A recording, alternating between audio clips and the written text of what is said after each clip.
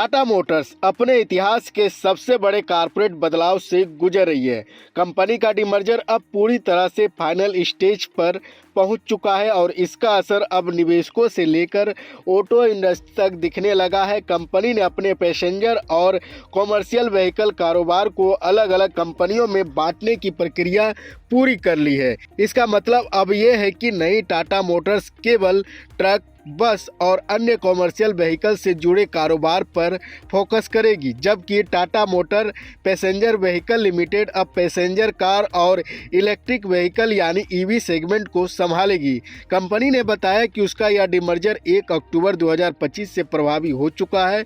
14 अक्टूबर 2025 को record date तय की गई थी और उस दिन तक जिन निवेशकों के पास टाटा मोटर के शेयर थे, उन्हें हर एक शेयर के बदले नई कॉमर्शियल व्हीकल कंपनी में भी एक एक शेयर दिया गया। यानी अब निवेशकों के पास दो अलग अलग कंपनियों में बराबर हिस्सेदारी है। एक टीएमवीपी जो कार और ईवी बिजनेस संभालेगी और दूसरी टाटा मोटर्स लिमिटेड जो कॉमर्शियल व्हीकल पर केंद्रित रहेगी। डीमर्जर प्रोसेस के तहत पहले जो company TML commercial vehicle limited के नाम से जानी जाती थी, उसे अब ऑफिशियल फॉर्म में टाटा मोटर्स लिमिटेड नाम दिया गया।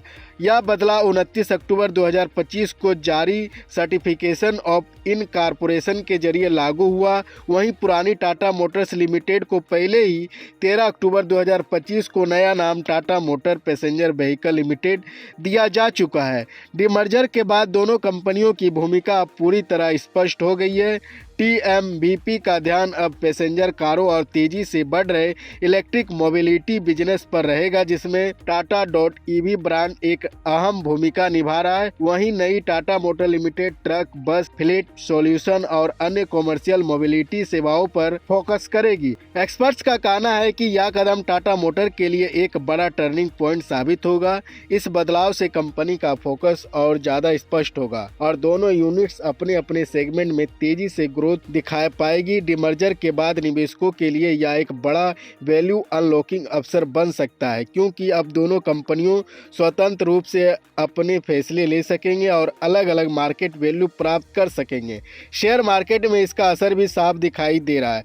डीमर्जर के बाद टीएमवीपी के शेयर की शुरुआती कीमत 14 अक्टूबर को एनएसई पर 400 प्रति शेयर तय हुई थी, जबकि डीमर्जर से पहले टाटा मोटर का शेयर 660.75 रुपये पर बंद हुआ। इस आधार पर नई टाटा मोटर लिमिटेड का वैल्यूएशन करीब 260 रुपये से 265 रुपये प्रति शेयर के बीच अनुमानित किया जा रहा है। नई Tata motor limited commercial vehicle segment में पहले से मजबूत स्थिति में है, जिसका मार्केट शेयर 37% से अधिक है। कंपनी की ग्लोबल प्रेजेंस भी मजबूत है और इसका मुकाबला अब सीधे तौर पर अशोक लीलैंड जैसे प्योर प्ले कॉमर्शियल व्हीकल खिलाड़ियों से होगा। सूत्रों के मुताबिक नवंबर में कंपनी इस डीमर्जर और नई टाटा मोटर लिमिटेड की लिस्टिंग से जुड़ी औपचारिक घोषणा कर सकती है। यह लिस्टिंग कंपनी के निवेशकों के लिए एक बड़ा अहम पड़ाव साबित होगा। एक्सपर्ट्स का मानना है कि इस कदम से टाटा मोटर का बिजनेस मॉडल और भी पारदर्शी और कुशल बनेगा, जिससे आने वाले वर्षों में कंपनी की ग्रोथ स्टोरी और मजबूत होगी।